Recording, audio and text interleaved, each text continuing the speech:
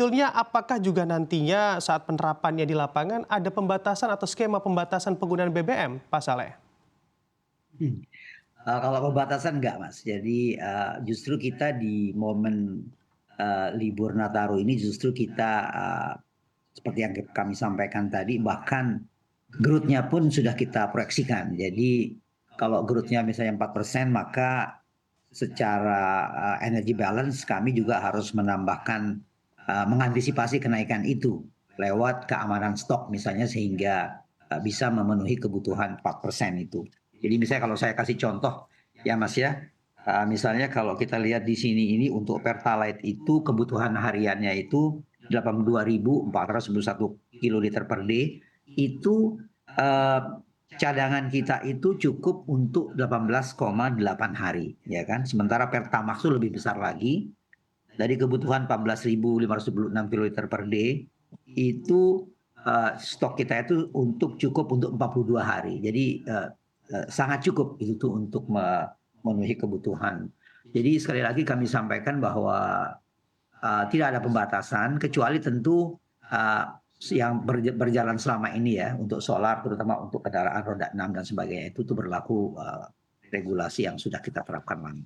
Secara umum untuk Nataru ini tidak ada pembatasan, yang penting masyarakat tidak mengalami kesulitan dan masyarakat juga bisa menikmati liburannya ini dengan aman dan nyaman.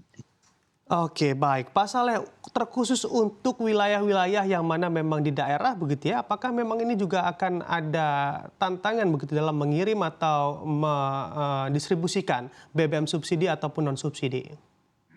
Ya, jadi memang kalau untuk daerah-daerah yang, remote ya, daerah-daerah yang jauh dari terminal itu memang, apalagi kalau kita bicara kendala cuaca ya, kendala cuaca, hujan misalnya ini, kemungkinan terjadinya, kelambatan bisa saja terjadi di daerah-daerah remote ya.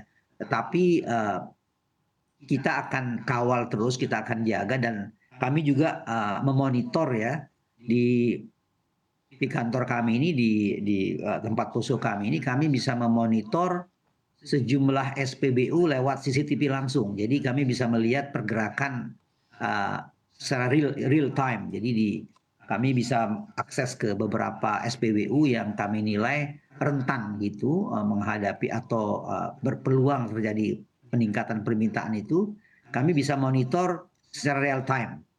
Dari kantor kami ini katakan di beberapa titik-titik di berbagai daerah di Indonesia, kita bisa monitor, ya kan.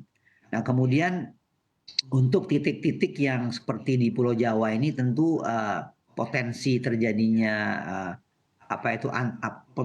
pergerakan masyarakat yang sangat banyak terutama menjelang, hari Natal maupun Tahun Baru itu juga, kita prediksikan.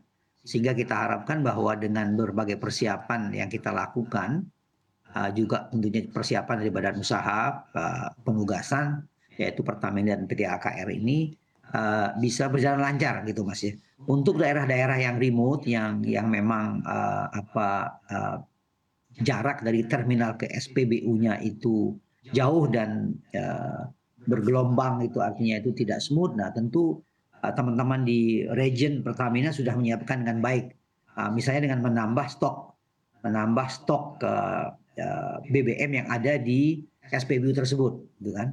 Biasa Pertamina juga memberikan kemudahan ketika mereka ingin mengambil tambahan minyak itu dengan insentif-insentif, pembayaran dan sebagainya yang diberikan dalam periode Nataru ini. Sehingga masyarakat, tidak atau pemilik SPBU tidak mengalami, kesulitan untuk menambah stok mereka selama Nataru ini. Jadi itu yang kita Baik. lakukan, Mas Bram. Oke, baik. Pak Saleh, apakah juga dari BPH Migas ada himbauan terhadap pemilik atau pelaku usaha di SPBU ini untuk memenuhi tangkinya terlebih dahulu sebelum momen Nataru juga akan dihelat?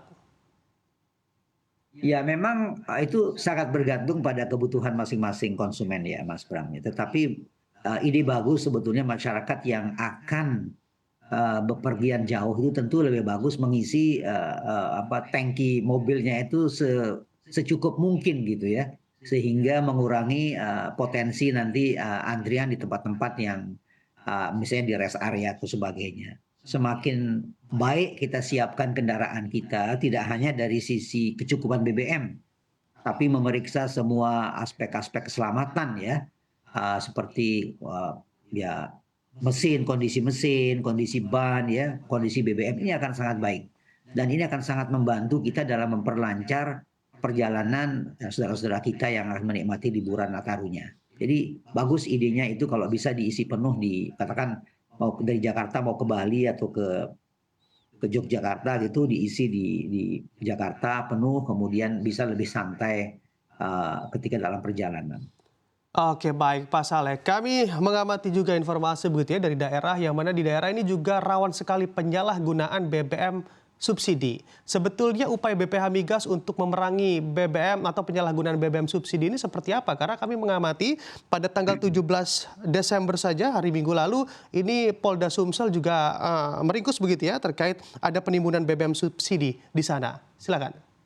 Iya, betul. Ini memang masalah yang terus kita perbaiki ya, Mas Bram dan Bapak Ibu para pemirsa CNBC.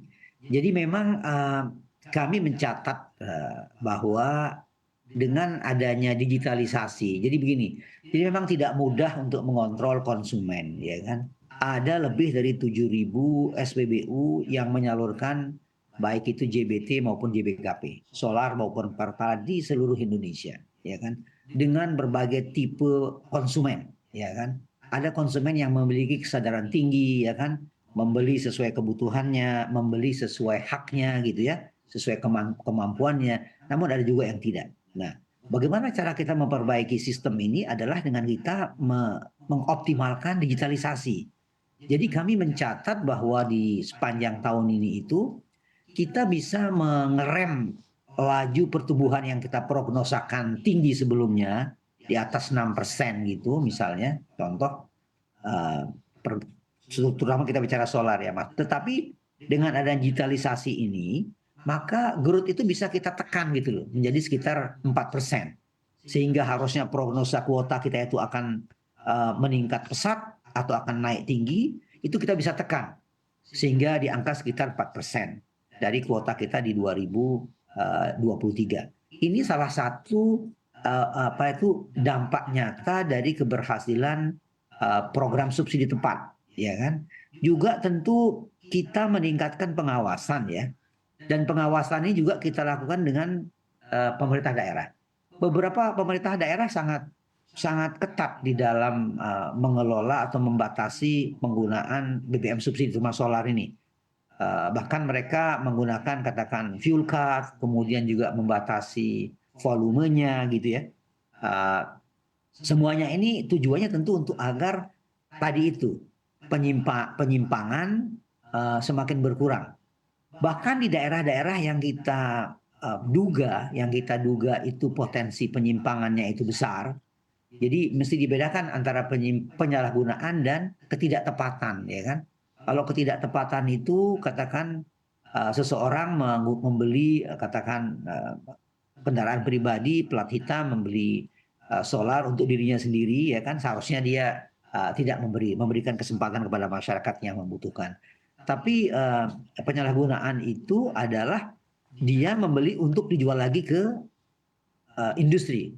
Nah, untuk ini tuh kami bekerja sama termasuk juga dengan selain dengan Pemda tadi juga misalnya kalau kita bicara di sektor pertambangan misalnya itu Direktorat Jenderal Minerba itu telah mengeluarkan edaran yang melarang perusahaan-perusahaan tambang pemilik IUP itu untuk menggunakan BBM subsidi baik kendaraannya sendiri maupun kendaraan yang disewa, ya kan? Jadi siapapun yang mengangkut batu bara atau tambang mineral itu tidak diperkenankan oleh edaran surat Direktur Jenderal itu untuk menggunakan BBM subsidi gitu. Dan ini sudah terus kita monitor bersama dengan teman-teman di daerah maupun dengan aparat penegak hukum. Dan tadi itu banyak terjadi temuan. Mudah-mudahan dengan adanya temuan-temuan tersebut ya, dengan meningkatnya kerjasama ini kita harapkan tahun depan aksi-aksi penyalahgunaan, modus-modus penyalahgunaan ini menjadi berkurang, Mas.